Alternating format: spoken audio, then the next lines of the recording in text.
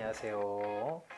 자, 지난번에 이어서 지난번에 가보개혁 1차 때까지 했습니다. 그래서 이번에는 가보개혁 2차 그리고 이제 3차까지 뭐 얼마 안 되니까 요거만 빨리 알아보고 쉬도록 하죠. 요까지가 근데 시험 범위입니다. 끝까지 쭉 다 하고 바로 이제 시험 치는 기분. 근데 오늘만 열심히 해도 문제 벌써 한 몇 개 정도 건져갈 수 있으니까 끝까지 한번 열심히 해보세요. 자, 그러면 뭐 앞에 나머지 말은 이제 좀 줄이고 더 할 말도 없으니까 빨리 한번 들어가 보도록 하겠습니다. 자, 전부터 교과서 지난번에 이어서 118쪽 한번 일단 다시 펴보세요. 자, 118쪽에 지난번에 1차 가보개혁 내용을 갖다가 여기까지 했었는데, 자, 그 다음부터 오늘은 한번 해보겠어요. 1차는 이제 외워놓으면은 상당히 좋습니다. 이거는 왜냐면 1차 내용은 조금 뭐 그래도 쉬운 게 많아. 한번 보면은 뭐 신분제 이야기도 나오고 뭐 재혼하는 이야기도 나오고 그런 거 나오죠. 근데 이제 나중에 보면은 3차도 쉬워요. 오늘 하겠지만은 뭐 단발령 이런 거 좀 평소에 아는 것들이 나오거든요. 그래서 요거를 좀 잘 알아놓으면은 나머지 남는 게 2차인데 이게 외우기가 좀 힘들어. 그래서 나머지를 좀 확실히 알아놓는 게 외우는데 많이 도움이 될 겁니다. 오늘은 자 그래서 요 2차 가보개혁 여기서부터 한번 나가볼게요. 2차 가보개혁은 자, 요 일본이라고 하는 거 다시 한번 더 신경을 쓰면 됩니다. 아까부터 계속 봤지만은 1차는 특징이 뭐였냐면은 일본 애들 입김이 작용한 것 자체는 맞아. 그죠? 그래서 원래 우리가 만들어 놨었던 교정청이라고 하는 거를 일단 없애고 군국 기무처라고 하는 곳을 중심으로 개혁이 진행이 됐습니다. 그런데 비록 일본 애들 입김이 약간 적용이 된 게 맞기는 맞지만 그래도 어떤 특성이 있다? 우리가 하려고 하는 방향이 많이 들어갔어. 왜? 일본이 당시에 어느 나라랑 전쟁한다고 정신이 없어서 청나라하고 전쟁하고 청일전쟁이죠. 그래서 정신이 없어서 약간 우리 마음대로 했어 좀. 그게 특징이야. 자, 근데 문제는 요 2차 가보 개혁이 시작될 즈음이 되면은 청일전쟁에서 일본이 확실하게 승기를 가져오기 시작합니다. 아직 전쟁이 끝나려면 조금 남긴 남았어요. 아직 좀 몇 달 남았는데 확실히 일본이 이제 우위를 점하면서 우리한테 조금 더 신경을 많이 쓰게 됐죠. 그래서 군국 기무처가 생긴 지 얼마 되지도 않았는데 일단은 폐지가 돼. 그러니까 군국 기무처에서 뭐를 했다 그러면은 그거는 1차 개혁이에요, 2차 개혁이에요. 무조건 그거는 1차 개혁이 됩니다.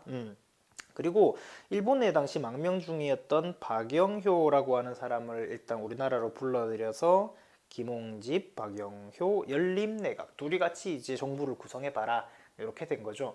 박영효가 자 망명 도망친 거죠. 정치적으로 도망가 있는 사람인데 언제 도망을 갔냐면은 갑신정변 때 이 사람이 가게 됩니다. 그래서 요때까지 있다가 10년 동안 거기 있었던 거야. 갑신정변이 84년 이게 가보개혁이 지금 94년 그러니까 10년 동안 있었던 거죠. 자, 그래서 여기서 개혁을 추진을 했는데 그래서 우리가 이거를 제2차 가보개혁이라고 일단 부릅니다. 일본 입김이 많이 작용이 된 게 맞긴 맞지만 일단 당시 임금이었던 고종 입장에서는 그래도 이거 우리의 자발적인 개혁이야 라고 하는 의지를 보여줄 필요가 있죠. 그래서 홍범 14조라고 하는 거를 일단 발표를 하긴 해요. 그래서 이제 홍범 14조 내용은 요 밑에 보면은 나와 있습니다. 요 밑에. 그래서 뭐 이런 쭉 내용이 나오는데 뭐 한 개 한 개 다 외울 필요는 없고 이거는 그래서 한번 그냥 쓱 봐놓으면 돼요.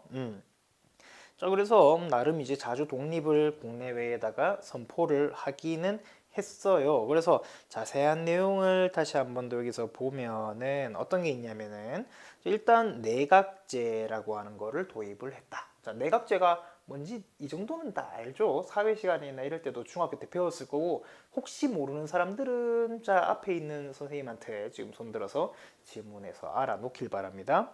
자, 그리고 뭐 지방행정 체제를 개편했어요.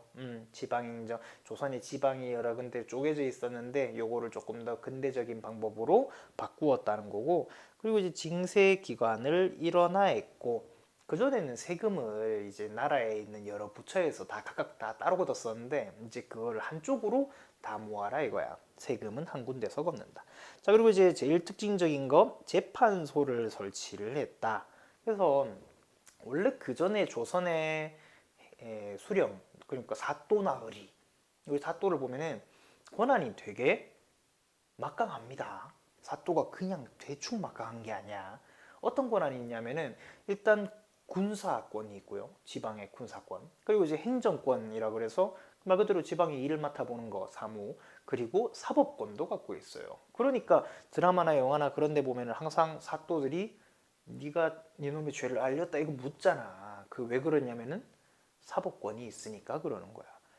뭐 소설이지만 변사또 같은 경우에 춘향이한테 이래라 저래라 안 되니까 감옥에 가더라 이거 할 수 있는 이유가 사법권이 다 있어서 그런 거예요. 자, 근데 요때가 되면 이제 사법권이랑 행정권이 분리가 되게 됩니다. 지금 우리나라 같은 경우에도 뭐 현대 민주주의 국가니까 뭐뭐 분립, 그렇죠? 삼권 분립이 확실하게 지켜지고 있는 나라라는 거, 사법, 입법, 행정 요거 세 개.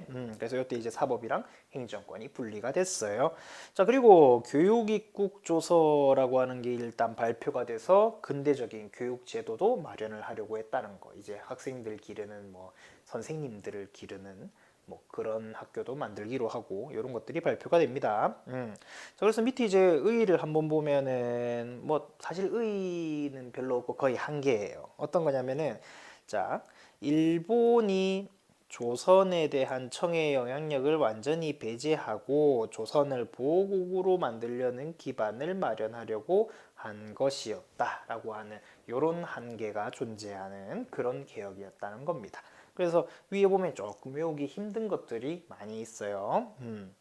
자, 그러면 3차로 본격적으로 넘어가기에 앞서서 을미사변이라고 하는 요 사건을 한번 보고 넘어갑시다. 자, 근데 이거는 여러분들이 대부분이 아마 잘 알 거예요. 이 사건은. 어, 보통 을미사변이라고 하는 것보다 이 사람 이름이 훨씬 더 유명하죠. 이때 죽은 사람이 누군가. 그럼 일단 그거부터 한번 봅시다. 여기죠, 여기. 명성황후라고 하는 이름은 어디선가 한 번씩은 다 들어봤을 수도 있어요. 자, 혹시 모르는 사람들을 위해서 얘기를 먼저 하자면 누구 부인이야? 고종 부인입니다. 이 사람 고종 부인이고 이제 성은 뭐예요? 성. 이분의 성은 민씨죠. 민씨. 민씨인데 당시에 흥선대원군이 일단 권력에서 물러난 다음에 대부분의 권력을 누가 쥐고 있었냐면 이 민씨의 가족들이 쥐고 있었습니다. 주요 관직에도 많이 나가 있었고, 자, 그래서 민씨들이 일단 권력을 쥐고 있는 그런 상태에서 자, 세계적인 움직임이 당시 어떻게 흘러가고 있었느냐? 일단 청일 전쟁이 드디어 끝이 납니다. 청일 전쟁이 당연히 아까 뭐 전세가 일단 일본한테 기울었잖아. 자, 그러니까 청일 전쟁에서 일단 일본이 이겨요. 그래서 이 전쟁을 끝내기 위해서 조약이 하나가 체결되는데 그 조약의 이름이 바로 시모노세키 조약이라고 하는 지역 이름이야. 좀 발음이 이상하긴 한데 지역 이름이 시모노세키예요. 자, 그래서 여기서 조약이 체결이 됩니다. 주요 내용은 자, 여기는 지금 안 나와 있지만 일단 어떤 섬을 내놔라? 대만 알죠? 타이완 대만 섬을 일단 내놓고 그리고 랴오둥 반도라고 하는 곳을 누구한테 내놓으세요? 누구한테? 일본한테 내놓으세요 라고 하는 거 바로 그게 내용이었어요. 자, 그런데 이거에 대해서 갑자기 누가 신경을 엄청 쓰기 시작을 하냐면 자, 요거를 알려면은 당시 중국의 지도를 조금 알아야 됩니다. 요즘 지도가 안 나와 있어가지고 조금 그런데 한번 그려볼게요. 어떤 느낌이냐면은 자, 우리나라가 대충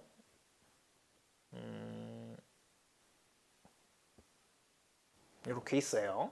자, 그러면은 당시 대만을 일단 가져가고 랴오둥 반도라고 하는 곳을 일본이 가져가게 됐는데 그 랴오둥 반도가 어디냐면은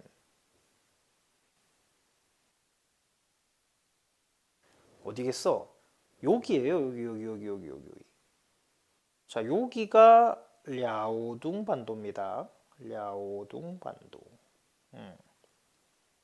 한자 표기하면 조금 더 알아보기 쉬워요. 뭐 요동반도야. 요동반도. 우리 요동 땅이라 그러잖아. 요동반도고 사람들이 보통 좀 헷갈리는 데가 여기죠. 여기는 어디야? 여기는 산둥반도예요. 다른 데야. 산둥반도. 자, 그래서 일단은 어디를 그래서 일단은 여기를 일본이 가지고 가는 게 됐어요. 일본이. 그래서 이제 끝이 나나 싶었는데 어떤 사람들이 여기에 대해서 이제 태클을 걸기 시작하냐면 자, 여기가 있습니다. 일단 이렇게 좀 해놓을까? 여기가 땅이었던 어떤 나라 있었죠. 여기 연해주 지방 갖고 있던데 어느 나라? 그렇죠. 러시아. 자, 러시아 입장에서는 자기네들이 중국 땅 쪽으로 영향력을 아니면 혹시 요 아래쪽, 즉 조선 쪽으로 영향력을 더 행사를 하고 싶었는데 갑자기 일본 애들이 여기를 차지하는 거야. 자, 그러면 일본 본토가 지금 이쪽에 있고 랴오둥 반도가 지금 저쪽에 있는데 러시아 세력이 어떻게 보면 사이에 끼게 되죠. 상당히 기분이 안 좋습니다. 저기를 일본이 가져가 버린다고 하는 건. 이 한반도 전체를 잘못하면 진짜 일본한테 쉽게 넘겨줄 수 있기 때문에 이걸 견제를 해야 돼요. 게다가 당시 또 어떤 나라가 있냐면 프랑스가 자 기억이 나는지 모르겠는데 제2차 아편전쟁 때 영국과 함께 손을 잡고 베이징을 일단 함락을 시켰었죠. 즉 중국에 프랑스의 영향력이 상당히 많이 남아 있어요. 자, 베이징이 여기인데 베이징 근처 쪽에 프랑스 쪽의 영향력도 많이 남아 있다. 그런데 이 바로 앞마당에 일본이 자기 땅을 가지고 가버리겠다 그러니까 프랑스도 이게 신경이 쓰일 수밖에 없습니다. 자, 거기다가 플러스 이제 또 어떤 나라가 있냐면은 무슨 색으로 하지? 자, 여기 산둥반도에는 당시에 어떤 나라가 많은 영향력을 가지고 있었냐면 독일이 여기에 많은 영향력을 가지고 있었어요. 여기 독일이 여기 신경을 많이 썼어. 그러다 보니까 이건 뭐 조금 예외 다른 얘기긴 한데 독일 하면 역시 뭐예요? 아, 너희는 독일 하면 축구 얘기 나오나? 자, 근데 보통 어른들한테 독일 얘기하면 바로 이제 맥주 얘기 나온단 말이야. 맥주 얘기 나오는데 프리미엄 호브로 제대로 만든 맥주를 이렇게 불렀다. 라인하이츠 카보트. 여기 산둥반도 쪽에 되게 유명한 맥주가 있어요. 뭐게 아는 사람 알걸 왜 아는지 모르겠지만 칭따오 맥주라고 아주 유명한 맥주가 있습니다. 저 TV 광고에도 많이 나오죠.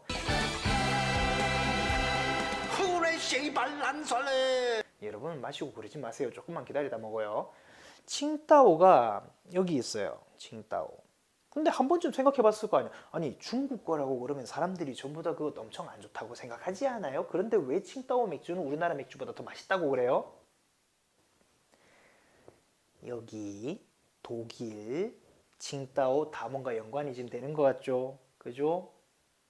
옛날에 원래 여기 독일 사람들이 맥주 공장을 차렸었대.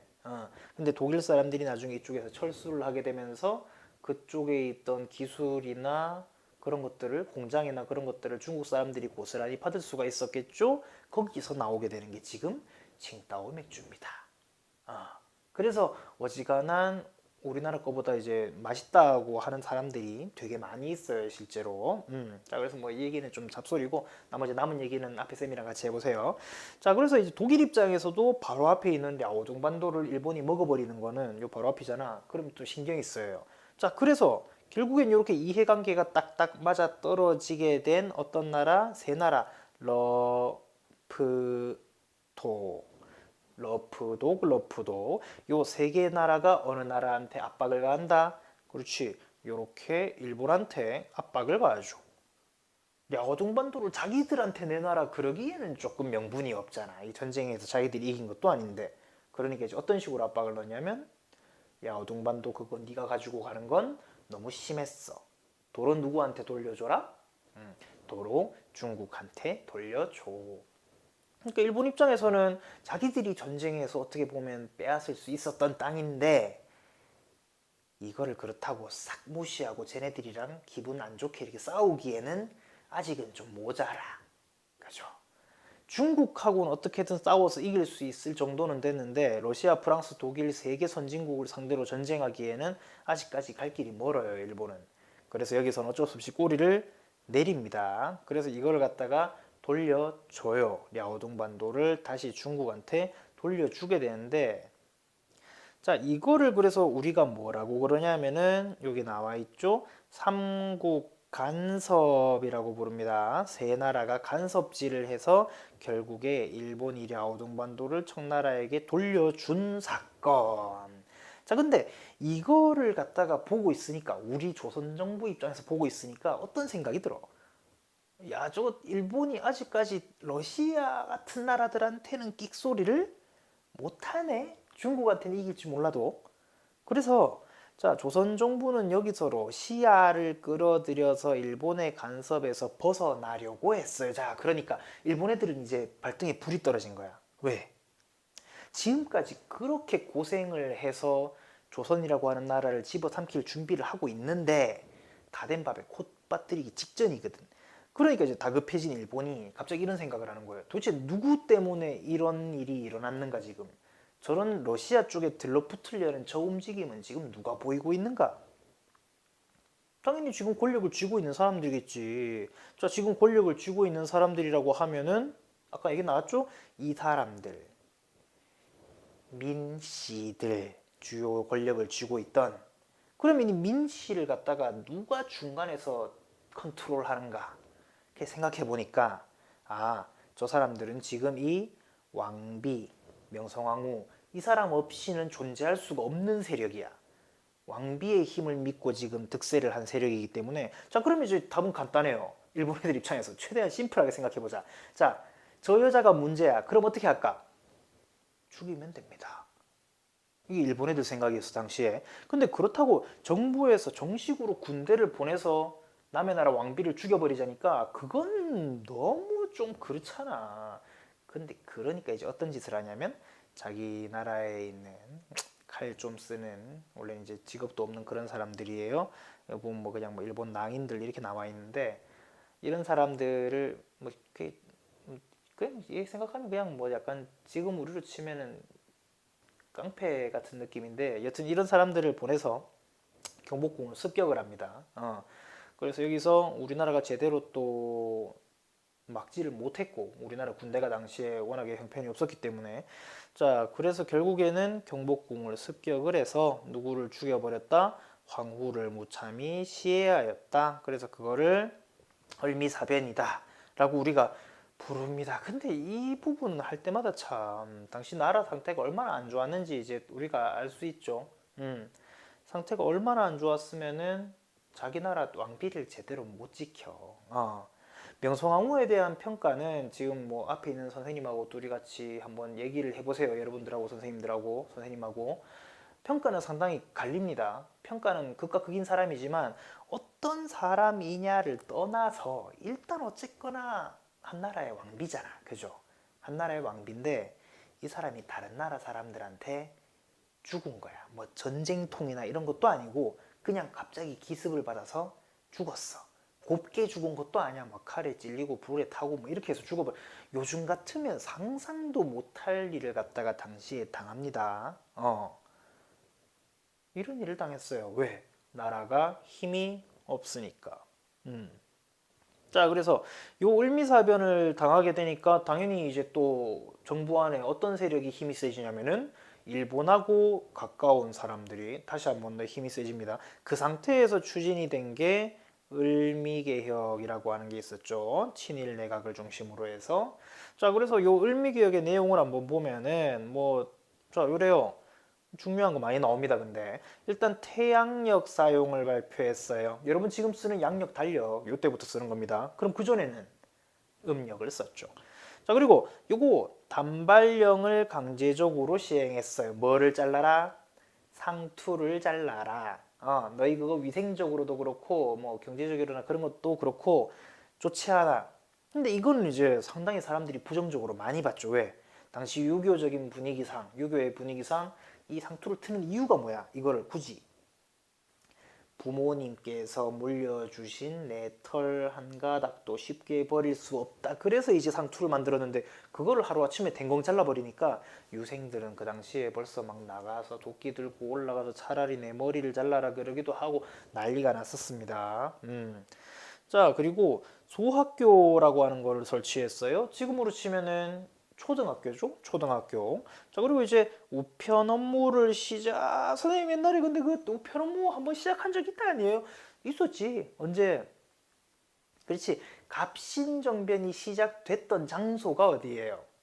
우정, 총국, 개국 축하연이었잖아. 그러니까 우편 업무를 시작을 여러분 할게요 했는데 갑자기 난리가 났죠. 그래서 그때 제대로 시행이 못 돼. 그래서 요때 우편 업무를 시작을 했고, 자, 건양이라고 하는 새로운 연호를 만들게 됩니다. 건양. 뭐 내용은 이거 세울 건자에 그 태양 양자. 그러니까 지금부터 태양력을 위에 이거 태양력을 시작하겠습니다. 그냥 그 뜻이에요.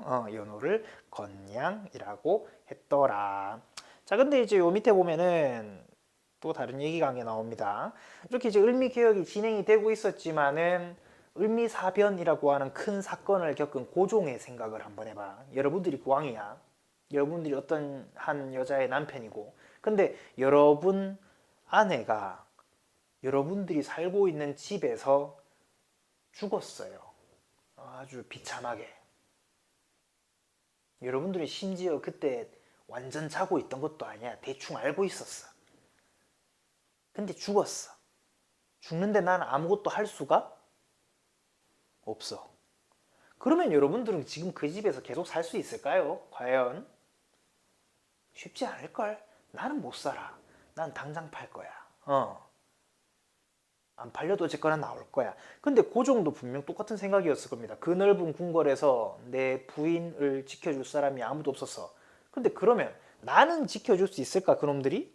못 지켜주죠. 그러면 나를 지켜줄 사람들을 찾기 시작한 거지. 나라 상태가 당시에 그랬습니다. 왕이 자기 안위 걱정을 해야 돼요. 안전 걱정을. 자, 그래서 어디를 갈까 그러다가 한 번은 뭐 미국 공사관으로 탈출을 하려고 하다가 실패를 하기도 하고, 결국에는 어떻게 했냐면, 자, 여기 보면 나와요. 경복궁에서 러시아 공사관으로 거처를 옮기게 됩니다. 공사관으로 러시아 도망을 친 거야. 그냥 이거 뭐 쉬운 일 아니에요. 잠깐 그 나라 공사관에 갔다 올 수도 있잖아요. 얘기가 많이 달라요, 이거는. 그 나라 공사관, 지금으로 치면 대사관이라고 하는 곳은 그 나라 영토로 보통 생각을 합니다. 즉 어떤 거랑 비슷하냐면 우리나라 대통령이 지금 러시아로 그냥 도망친 거야. 잠깐 놀러 갔다 오는 게 아니고 그거랑 비슷해. 비행기 타고 날라버린 거랑 비슷해요. 지금도 그래서 서울에 가보면 옛날 러시아 공사관 건물이 남아있긴 남아있습니다. 혹시 그 서울에 독수궁 놀러가고 나중에 그럴 사람들은 서울시청 건너편에 있는데 한번 여기 한번 찾아보세요. 여기 보면은 지금 요 사진에도 보여있죠? 러시아 공사관 서울 중구 돼 있는데 요 건물 여기 뾰족하게 튀어나와 있는 얘만 지금 남아있어요. 나머지는 전부 다 없어졌고 얘가 남아있거든. 나중에 한번 찾아보기 바랍니다. 자, 그래서 이 사건을 우리는 뭐라 그러냐면은 러시아 공사관으로 임금님이 도망간 사건. 당시 러시아를 이제 한자 표기로 아라사라고 불렀기 때문에 러시아 공사관으로 파천 왕이 이동한 바로 그런 사건이라고 우리가 부릅니다. 자, 그래서 이제 그동안 추진되고 있던 개혁 사안들 이런 건 전부 다 좀 흐지부지된 듯한 그런 느낌이 들기도 했어요, 결국. 자, 그래서 이제 마지막으로 가보개혁 총정리의 어떤 게 있었느냐? 자, 일단 어떤 게 있냐면, 자, 갑신정변 플러스 동학농민운동에서 나타난 근대적인 개혁 요구 사항을 전부 다 일단 수용을 했어요. 주요 내용을 받아들였어. 그래서 요때 실시된 정책들은 조금 이따가 나오겠지만 독립협회라고 하는 단체가 많이 받아들이기도 했고, 자, 그리고 이제 독립협회를 포함해서 애국개몽운동이라고 하는 운동에 영향을 줍니다. 이건 이제 어떤 운동이냐면 우리도 이제 힘을 기르자.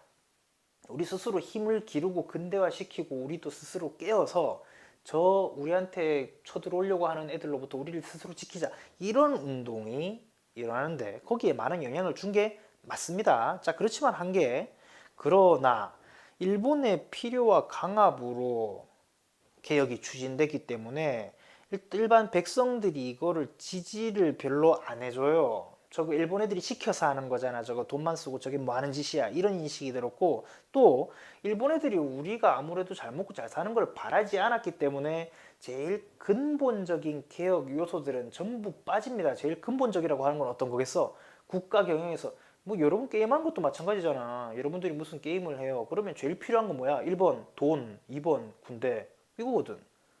자, 그래서 돈 관련된 거, 당시 돈이라고 하는 거 이거죠. 그리고 토지제도 관련돼 있는 거, 사람들 돈 내는 거, 토지제도 개혁이나 아니면은 군사력 증강시키는 거, 군사력 강화하는 데는 당연히 우리나라가 군사력 키우면은 나중에 결국에 일본 애들이 우리나라 집어먹기만 힘들어요. 그래서 이런 내용은 전부 다 빠져버렸다는 거. 요까지만 하게 되면은 요게 가보개혁에 대한 내용 전체가 되겠습니다. 자, 여기까지 하고 나면은 여기 120쪽이죠. 지금 우리 하고 있는 거 120쪽. 즉, 여기까지가 뭐다? 시험 범위다 라고 우리가 알고 있으면 됩니다. 시험 범위. 저 다시 한번 얘기하지만은 이번에 시험은 크게 어렵지 않아요. 여기 지금 우리가 지금까지 쭉 봤던 요 본문 있잖아. 본문. 요 본문 위주로만 쭉 봐도 점수를 충분히 잘 맞을 수 있어요. 이번엔 게다가 객관식이니까 좀 이렇게 우리 중간고사 때처럼 철저하게 알아야 되고 그런 거 아니야. 그냥 흐름만 쭉 잡고 있어도 점수 충분히 높게 받을 수 있으니까 지금 시작해도 늦지 않았습니다. 게다가 한국사 제일 마지막 날이죠. 그러니까 지금부터 조금씩이라도 보세요. 그러면 성적이 많이 올라갈 것 같아요. 중간고사 때 아무래도 한국사가 여러분 성적에 너무 많은 영향을 미치는 거 보고 좀 마음이 아팠거든. 이번엔 그렇게 안 되기를 바랍니다. 자, 오늘도 최대한 일찍 끝낸다고 끝냈고, 자, 나머지 시간은 앞에 있는 선생님하고 즐거운 시간 보내기 바랍니다. 시험 좀 더 잘 보시고요. 감사합니다.